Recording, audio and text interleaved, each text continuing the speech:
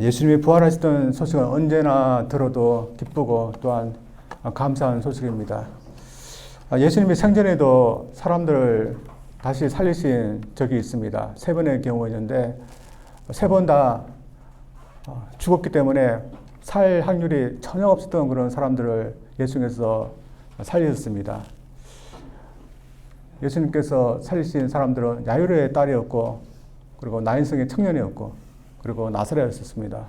예수님의 능력이 죽음의 능력보다 더 컸기 때문에 죽었지만 그들을 살리셨습니다. 그러나 그들이 살았기 때문에 저희들도 그들을 산 것을 보면서 우리도 살 수 있을 거다, 그렇게 기뻐하지는 않습니다.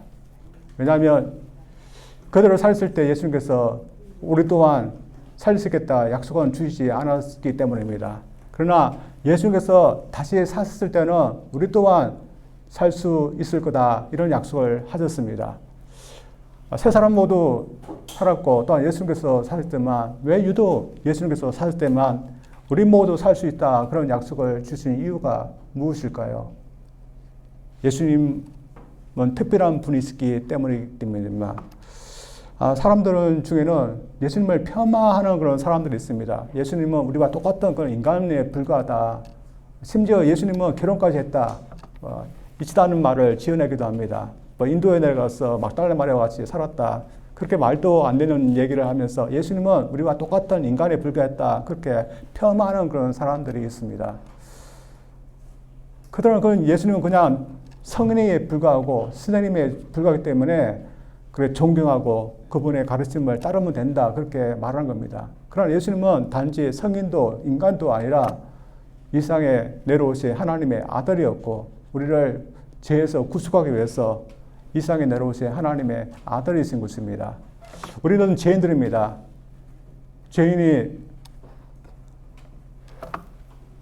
형벌을 면할 수 있는 방법은 그 모든 죄값을 치르든지 아니면 누군가가 그 형벌을 대신 받아 주어야 됩니다. 하나님은 우리를 불쌍히 여겨서 당신의 아들을 보내서 이 모든 죄값을 당신의 아들을 통해서 받게 하셨습니다. 이 이상의 어떤 사람도 우리의 죄값을 대신 치를 수 있는 자격이나 그런 능력이 될 수 있는 사람이 아무도 없습니다. 우리 누군 인간 중에 한 명이 나가 희생해서 모든 사람들, 얼만큼의 사람들의 죄값을 치를 수 있고, 그러면서 죄와 또한 형벌에서 또한 죽음에서 벗어날 수 있게 할 수 있겠습니까? 모두 다 죄인 때문에 할 수 없는 겁니다. 오직 죄가 없으신 하나님 아들이신 예수님만이 우리의 죄값을 치울 수 있는 자격이 있고 능력이 있을 것입니다. 그래서 예수님이 이 세상에 오신 특별한 분이시기 때문에 그분의 죽으심과 그분의 부활하심은 특별한 것입니다. 그래서 예수님이 죽으시기 때문에 우리의 무엇이 해결된 것일까요? 우리의 죄값이 단번에 해결된 것입니다. 그러해서 또한 우리에게 해결된 것이 무엇일까요? 사망의 문제 또한 해결된 것이었습니다. 왜냐하면 사망은 죄의 값이기 때문에 예수님께서 이미 치렀기 때문에 사망의 문제도 해결된 것이었습니다. 이것은 우리가 논리적으로 생각해 봐도 맞는 말입니다.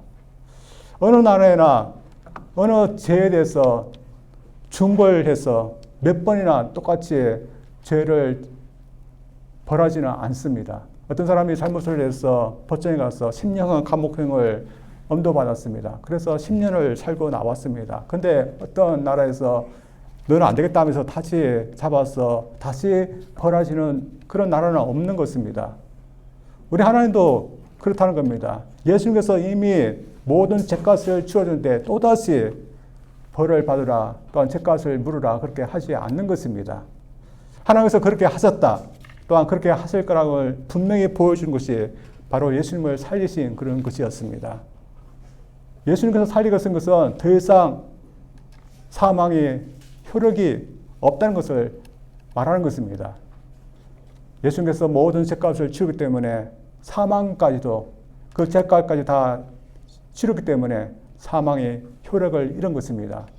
단지 예수님에게만 해당되는 것이 아니라 예수님 안에 있는 예수님이 죄값을 치르는 모든 믿는 자에게도 사망은 더 이상 효력을 발휘할 수 없게 만든 것입니다. 이러면서 예수님의 부활 사건으로 인해서 하나님께서 우리에게 약속하신 것이 있습니다. 오늘 두 가지를 보기를 원합니다. 그래서 우리가 믿음으로 부활 사건 속에서 어떤 하나님의 약속을 우리가 믿어야 될지 한번 보기를 원합니다. 먼저는 주 안에 있는 우리도 사망에서 벗어날 수 있다는 그런 약속입니다. 예수님이 2000년 전에 십자가에서 죽었지만 예수님은 사흘 만에 다시 사셨습니다. 근데 예수님은 죽으실 거지만 다시 사실 것을 이미 아셨고 예언하셨습니다. 그것은 하나님께서 그렇게 하실 거라고 약속하셨기 때문입니다. 그래서 예수님께서 살아났을 때 예수님이 스스로 살아나신 거 아니라 하나님 아버지가 약속대로 살게 하셨던 것이었습니다. 그래서 예수님께서 우리의 모든 죄값을 치르시고 죽었을 때 우리에게 대해서 죄가 없다 하시고 용서하실 분, 그리고 우리를 죄와 사망에서 건져주실 분은 누구일까요? 예수님을 살리신 바로 하나님 아버지이신 겁니다. 그래서 저희들에게는, 믿는 자에게는 어떤 일이 우리에게 일어날 거라고 저희들은 믿을까요? 하나님께서 믿는 자에게 약속하신 거 우리는 일어날 거라 우리는 믿어야 됩니다. 그리고 그 약속은 주님을 믿는 자에게 하나님께서 죄와 사망에서 건져주실 거라는 그런 약속인 겁니다. 그래서 우리는 어떤 태도를 갖춰야 될까요? 하나님의 약속이 이루어질 것을 믿어야 되는 겁니다. 이러면서 저희들은 이 약속에 대해서 얼마만큼 믿고 또한 사모하고 있을까요? 우리는 과연 내가 죄인이라는 것을 과연 믿는 것일까요? 어떤 사람들은 도대체 내가 하나님 앞에 왜 죄인인가 그것조차도 모르는 사람들이 있습니다. 그러나 하나님의 말씀대로 살지 않는 것이 죄인 것입니다. 저도 옛날에는 이런 부류의 사람이었습니다. 저는 여러분도 아시지 목사님 아들 태어나고 그리고 어릴 때부터 교회 다녔습니다. 그리고 뭐 부모님에게 그렇게 뭐 불순종한 것도 없고 또 나쁜 짓을 한 것도 없고 그렇게 살아났습니다. 그래서 고등학교 1학년까지는 그래 나는 큰 죄인이 아니다 그렇게 생각하면서 자랐습니다. 근데 고등학교 1학년 때 아이들과 수련회에서 뭐 항상 뭐 성령을 받고 기도할 때 제 마음에 주님께서 말씀하신 것 같이 보이지만 제가 뭐 어떤 죄를 지었는지 다 하나하나 생각나게 하시는 것을 믿습니다. 그때가 16살 때였는데 제가 마음속에 떠오르는 죄가 한두 가지 죄가 아니었습니다. 뭐 어머니한테 말 듣지 않은 얘기, 뭐 거짓말 했던 거, 그리고 고집 부렸던 거, 또 미워했던 그 모든 죄들이 다 하나하나 생각나게 하는 것이었습니다. 16살밖에 되지 않은데 그렇게 많은 죄를 졌다면 시험까지 제가 지은 죄가 얼마나 많을까요? 만약에 하나님께서 제 죄를 여러분 앞에 다 보이게 한다면 여러분 깜짝 놀랄 겁니다. 그러면서 한 목사를 보면서 와 목사님 대단하게 죄 많으실 것인데 참 그렇게 생각할 겁니다. 그러나 우리가 이렇게 살 수 있는 것은 하나님께서 용서하셨기 때문에 우리가 이렇게 살고 있는 겁니다. 그래서 우리는 죄인이라는 것을 우리는 믿어야 됩니다. 그리고 그 죄의 결과는 사망이고 또한 지옥에서 영원히 형벌 받는 것이라는 것을 우리는 믿어야 됩니다. 그러나 또 믿어야 할 것이 우리 그리스도에게 있습니다. 우리가 형벌 받고 우리가 죄인으로서 살았지만 예수님께서 그 모든 죄값을 치르시기 위해서 죽으시기 때문에 우리가 죄와 사망에서 건지움 받았다는 것도 우리는 믿어야 하는 겁니다. 따라서 저희들은 저희들 대해서 하나님의 능력과 하나님의 약속의 대를 통해서 우리 자신과 또한 세상, 인생을 보아야 됩니다. 오늘 본문 말씀 보면 고린도 교회 식구들이 나옵니다. 이 고린도 교회 식구들도 바울을 통해서 전해진 하나님의 능력과 하나님의 약속에 의해서 자신들을 보호해야 했습니다. 그러나 고린도 식구들 중에서 하나님의 약속과 능력을 통해서 보지 않으려고 하는 사람들이 있었습니다. 대신에 자신들의 생각이나 아니면 사람들의 의견 그런 것을 통해서 보려고 하는 사람들이 있었습니다. 그렇게 되자 무엇부터 믿을 수가 없게 되었을까요? 자신이 부활할 그것도 믿을 수가 없게 되었습니다. 그들이 예수님의 부활조차 믿지 못했는지는 모르겠습니다. 그러나 아무튼 당시에 많은 사람들이 생각하기는 우리 몸은 불멸하는 그런 영혼과 또한 썩어져 사라지는 그런 육체로 이루어지는데, 죽을 때 영혼 불멸하는 영혼이 그 육체에서 분리되어서 허공을 떠도는지 아니면 어떤 곳으로 가든지 하고, 또한 육체는 썩어서 없어진다, 그렇게 생각을 했습니다. 그래서 다시 영혼이 돌아온다는 것도 생각할 수 없는 것고, 다시 산다는 것도 생각할 수 없는 것이었습니다. 그래서 당시에 이런 사상을 갖고 있는 사람들은 예수님의 부활은 있을 수가 없다, 우리의 부활도 있을 수 없다, 그렇게 생각을 했습니다. 오늘도 우리의 경험, 사람들의 생각을 통해서는 우리는 예수님의 부활, 우리의 부활도 믿을 수가 없는 겁니다. 성경 보면 몇 사람밖에 다시 살지 못했습니다. 그리고 죽지 않고 천국에 올라간 사람은 예수님을 포함해서 엘리야와 에녹밖에 없었습니다. 옛날부터 그렇게 많은 사람들이 있었지만 다 죽었습니다. 여러분이 경험하는 거나 저나 경험하는 거나 똑같습니다. 제가 몇 주 전에 한국에 다녀왔는데 한국에 참 산이 많았습니다. 근데 산에 좋다 하는 그 양지 바른 곳에는 다 무덤들이 다 차지하고 오셨습니다. 그리고 역사적으로 훌륭하다는 그런 분들의 그 유적지를 찾아갔는데 그들이 남겼던 그런 집들, 그리고 결국에는 무덤들밖에 없었습니다. 역사적으로 유명하다는 장군들, 학자들, 왕들 중에서 살아있던 사람은 한 사람도 없었습니다. 우리가 경험하는 것을 통해서도 예수님께서 다시 살아나셨다, 우리가 다시 살 거라는 것은 참 믿기 힘든 것입니다. 그러나 우리의 생각, 우리의 경험만을 생각하면서 주장하는 것은 하나님의 약속, 하나님의 능력을 못 믿겠다는 겁니다. 만약 우리가 하나님의 능력, 하나님의 약속을 우리가 못 믿겠다 하면 우리가 믿는 그 내용 중에 얼마나 남아있을까요? 예수님께서 우리를 구속하실 거라는 것이 남아있을 수 있을까요?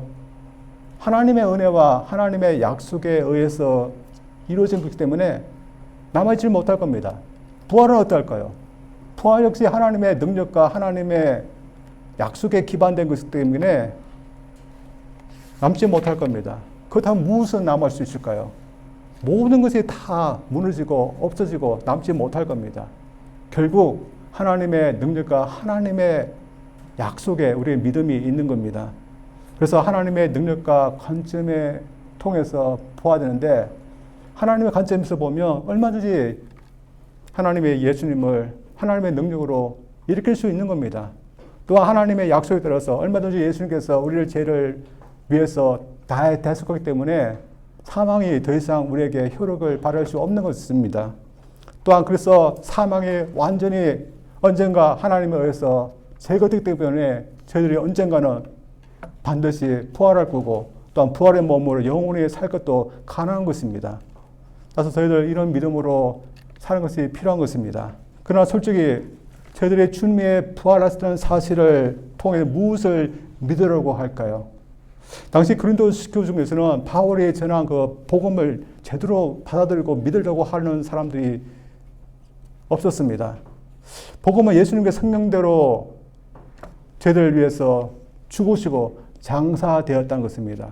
또한 성령대로 우리를 살리기 위해서 사흘 만에 다시 사셨다는 것입니다. 그래서 우리는 이것이 복음인 줄 믿고서 예수님께서 나를 위해서 죽으셨다는 사실을 믿으려고 합니다. 또한 나를 살리기 위해서 부활하셨고, 또한 그 때문에 나도 부활할 거라는 것을 믿으려고 합니다.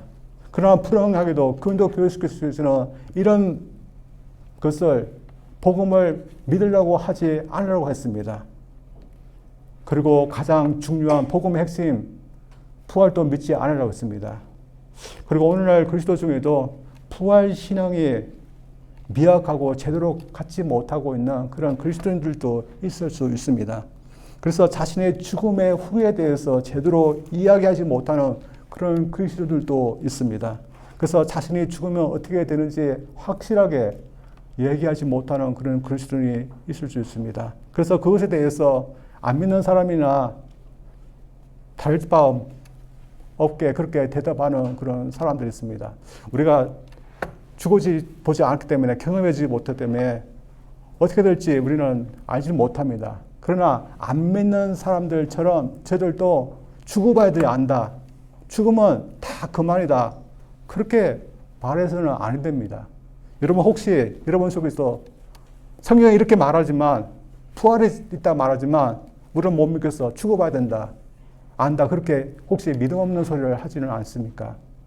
분명히 성경은 우리에게 약속하기 때문에 주님은 우리를 위해서 대속하셨고 우리를 용서함 받았고, 그래서 사망이 더 이상 믿는 저희들에게 효력을 발할 수 없고 반드시 하나님께서 우리를 부활하게 하시는 그날이 분명히 올 것을 우리는 믿어야 됩니다.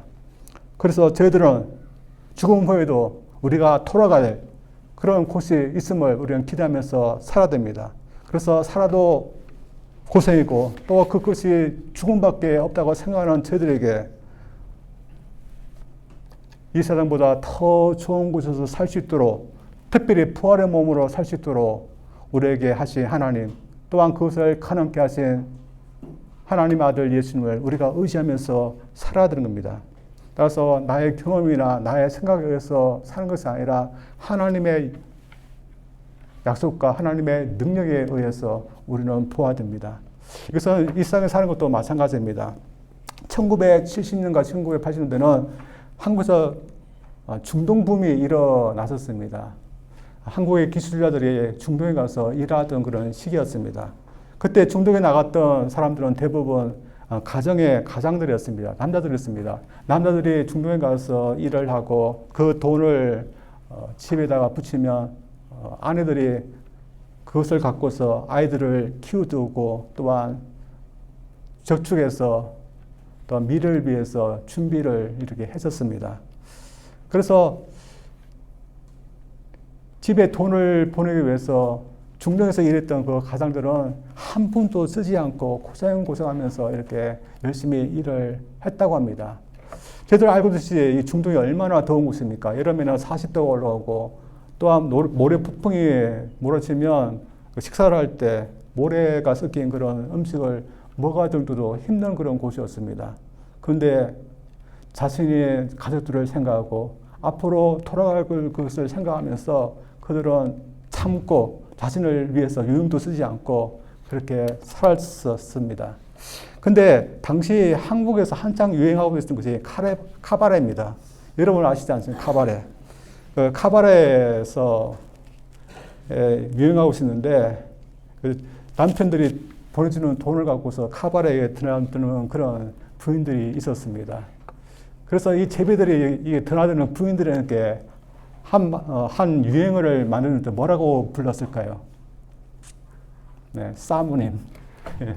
사모님 하면서 이렇게 사모님 소리도 듣고서 이렇게 춤바람 나면서 이렇게 남편이 갖다 주는 건 돈을 갖고서 춤바람 나는 그런 부인들이 있었습니다. 근데 그런 부인들이 꼭 남편에게 발각됩니다.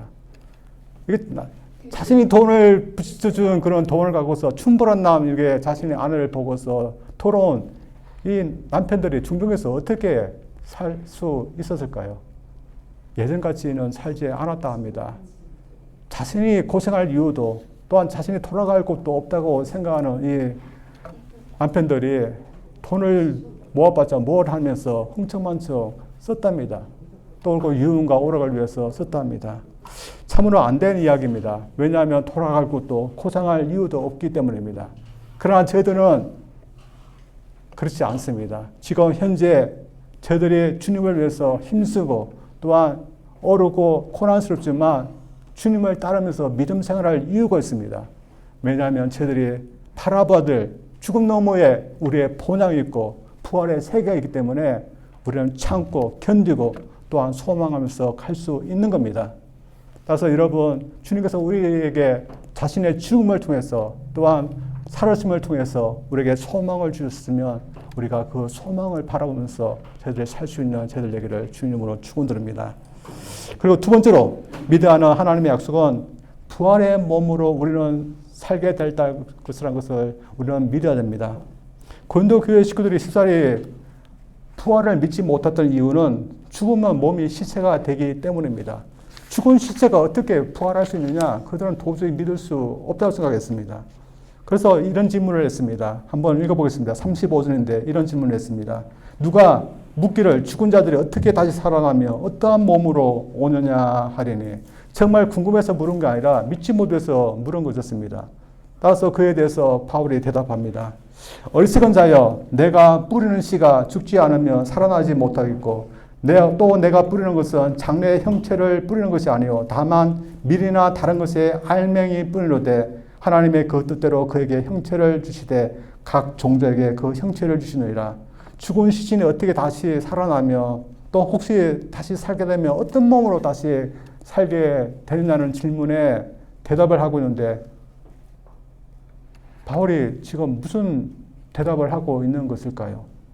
바울의 말은 하나님은 창조주이시라는 것입니다. 하나님의 밀이라는 식물을 창조하실 때 지금의 밀 형태로 창조하셨다는 것입니다. 그래서 지금의 밀의 모양을 갖고 있는 것이고, 또한 다른 식물들은 고구마의 그런 경우 고구마가 살게끔 고구마의 형태가 되게 했고, 또한 사과는 사과대로 살 수 있도록 사과의 모양을 주셨다는 것입니다. 동물들의 경우도 각각 동물들이 이 지상에서 살 수 있도록 각각 그에 맞는 형체 또한 몸을 주셨다는 것입니다. 이것은 우주에 있는 해와 달과 별들도 마찬가지라는 것입니다. 각각 그곳에서 자신의 역할을 할 수 있도록 하나님의 그에 맞는 그런 형체 몸을 주셨다는 것입니다. 따라서 우리도 이 땅에서 이 몸을 갖고 있는 것도 우리가 이 땅에서 살 수 있도록 하나님께서 우리에게 맞는 그런 몸을 주시기 때문에 우리가 이 몸을 갖고 살고 있다는 것입니다. 그러나 저희들이 이런 몸을 갖고 있지만 우리가 완전히 만족하지는 못합니다. 왜냐하면 여러분 몸을 아실지 조금만 쓰면 피곤하고, 또한 얼마 쓰지도 않는데 벌써 늙어가고 병들고 그렇게 되고 있습니다. 제가 한국 갔는데 한국에 있는 그 지인들이 저한테 많은 말을 했는데 뭐라고 한 줄 아십니까? 하와이 사니까 피부가 까무잡잡하다고 그렇게. 그런데 참 기분 나쁘더라고요. 까무잡잡하니까 알고 있지만. 그리고 또 하는 말이 10년 동안 제가 흰머리가 많이 생겨나가면 그렇게 아이고 한 목사 현이야 많이 늙었구나, 그런 소리를 많이 했습니다. 저도 싫습니다. 제 몸이 흰머리가 많은 것도 싫고, 또한 피부가 까무잡잡한 것도 싫고, 그렇게 완전히 만족하지 못합니다. 그래서 저희들은 기왕이면 늙지 않고 영원히 살고 싶지만 우리의 몸은 어느 순간 되면 수명이 다하게 됩니다. 그러나 이런 몸이어도 이 지상에서 살 수 있도록 하나님께서는 이런 몸을 주기 때문에 그래도 산다는 겁니다. 그래서 우리가 하나님께서 이렇게 몸을 주시기 때문에 지금 우리가 살아가고 있는 겁니다. 그러나 우리가 죽어 부활 후에도 하나님은 똑같은 몸을 주실 것이냐, 그렇지 않다는 겁니다. 바울의 말에 의하면 부활 후에는 새로운 창조가 일어난다는 겁니다. 한번 읽어보겠습니다. 51절부터입니다. 보라, 내가 너에게 비밀을 말하노니 우리가 다 잠잘 것이 아니요 마지막 나팔에 순식간에 호련히 다 변화되리니 나팔 소리가 나며 죽은 자들이 썩지 않을 것으로 다시 살고 우리도 변화되리라. 이 썩을 것이 반드시 썩지 않을 것을 입겠고 이 죽을 것이 죽지 않음을 입으리로다. 아무것도 없었던 것으로부터 이 세상, 이 우주를 만드신 창조주 하나님이 부활 시에도 똑같은 세상을 만들 것이냐, 또한 우리 몸도 똑같은 몸으로 다시 부활케 하실 것이냐, 바울은 그렇지 않다는 겁니다. 그래서 우리는 부활의 날을 고대해야 된다는 겁니다. 부활의 날에 하나님께서 과연 어떤 몸으로 우리를 다시 살게 하실지 우리는 고대해야 됩니다. 이런 면에서 우리 그리스도인에게 우리의 영광은, 우리가 바라보될 그 지극한 영광은 아직 미래에 있는 겁니다. 또한 그 지극한 그 영광이 반드시 있다는 것은 확실한 것입니다. 당시 사람들처럼 주님의 부활을 직접 본 증인들이 있어서 그런 것이 아니라 오늘 우리가 갖고 있는, 우리에게 전해진 하나님의 말씀이 계속해서 하나님의 약속을 우리에게 확증하고 있기 때문입니다. 또한 우리가 예수님을 만나고 예수님과 경험하면 이런 확신이 더 들기 때문입니다. 따라서 저희들도 부활을 확신하면서 바울 사도가 주는 권면에 따라서 우리는 살아야 됩니다. 뭐라고 권면합니까? 58절입니다. 그러므로 내 사랑하는 형제들아 견실하며 흔들리지 말고 항상 주일에 더 힘쓰는 자들이 되라. 이는 너희 수고가 주 안에서 헛되지 않은 줄 압니다. 바울은 부활 신앙에 흔들지 말라고 했습니다. 다시 말해 주님의 부활을 믿고 또한 소망하는 것 헛된 것이라 생각하지 말고 소망하며 의지하면서 살라는 것입니다. 그래서 부활을 의지하며 또한 부활의 날에 내가 얻게 될 그 영광을 소망하면서 지금 고난받는 거, 지금 어려운 거, 소망 없는 거 이겨내면서 저희들 살아야 되는 겁니다. 그래서 무엇보다 저희들 삶이 무엇 때문에 소망이 있음이 시작된 것을 우리가 보이면서 살기를 원합니다. 소망 없는 자들이 저희들을 볼 때 저 그리스도는 왜 소망이 있고 왜 그 환경 속에서 감사하고 있는지 저희들에게 물어볼 때 저희들은 예수님이 부활했기 때문에 우리도 부활할 수 있기 때문에 그 때문에 우리가 소망하면서 산다. 우리가 그렇게 믿음으로 말할 수 있는 저희들 되기를 원합니다. 부활 찬송 중에 이런 찬송이 있습니다. 살아계신 주 나의 참된 소망 걱정 근심 전혀 없네 사랑의 주내 갈 길 인도하니 내 모든 삶의 기쁨 늘 충만하네. 이 찬송가는 인디아에 주에 있는 한 교사 부부가 만든 그런 찬송가입니다. 크리스찬 부부였는데 같은 학교에서 근무하다가 결혼까지 하게 된 그런 부부였습니다. 아내는 불문과 교사라 해서 글쓰기를 잘했고 또 남편은 작곡을 잘 했던 그런서 아내와 남편이 그 곡을 잘 만들었던 그런 부부였습니다. 그런데 이들에게도 고난이 오게 됐습니다. 남편이던 빌이 단의 구성이라는 그 천연병에 걸리게 된 것이었습니다. 오한이 오고 마비가 오고 또한 몸이 무기력증이 빠지는 그런 병이었는데 심하게 되면 몇 개월을 그 병세가 가는 그런 병이었습니다. 그 결과 남편 빌이 교사로서의 그 직을 오랫동안 휴직을 해야 했습니다. 남편은 이런 자신의 모습에 무기력하게 하고 있었고 또한 그 모습을 바라보고 있던 아내는 좀 답답하고 또한 절망 가운데 있었습니다. 세상을 보며 절망적이고 자신 남편이 언제 회복될지 모르는 그런 고난의 그런 나날이었습니다. 근데 어느 날 아내 글로리아가 살아계신 주님을 묵상하면서 큰 위로와 소망을 받게 됩니다. 그러면서 그 소망의 가사로 바꾸어서 찬송가를 만드는데 영어 원문을 보면 번역한 것이 이런데 한번 읽어보겠습니다. 주님이 살아 계시기에 나는 내일을 마주할 수 있네. 주님이 살아 계시기에 모든 두려움이 사라졌네. 주님이 미래를 붙들고 계심을 내가 알기에 그리고 주님이 살아 계시다는 것만으로도 인생을 살아갈 가치가 있네. 주님이 살아 계시는 이상 절망할 필요가 없다는 겁니다. 저희들도 주님이 부활해서 저에게 주시는 소망이 있는 이상 이 세상에서 절망이 있고 어려움이 있을지라도 저희들 절망할 필요가 없다는 겁니다. 대신에 살아계신 주님이 저희들을 언젠가는 부활케 하고 그 주님의 부활과 함과 함께 영원히 부활의 몸으로 살게 하셨기 때문에 저희들 낙담하지 말고 저희들 주님의 일에 저희들 헌신하면서 이 세상에서 저희들 살아가기를 주님 이름으로 축원드립니다. 우리 기도합니다. 살아계신 하나님 아버지, 우리를 불쌍히 여기사 사망 가운데 죄 가운데 헤어나올 수 없는 저희들 불쌍히 여기사 당신의 아들 예수님을 우리를 위해서 보내시고 우리의 모든 죄값을 다 짊어지시고 죽게 하시고 또한 우리로 하여금 사망에서 또한 죄에서 건져주신 아버지의 그 은혜 감사드립니다. 하나님, 주님께서 우리에게 주신 그 부활, 주님께서 우리에게 주신 소망이 커져 저들에게 은혜로 주신 것임을 저들 믿고 또한 감사하면서 저들 살 수 있기를 원합니다.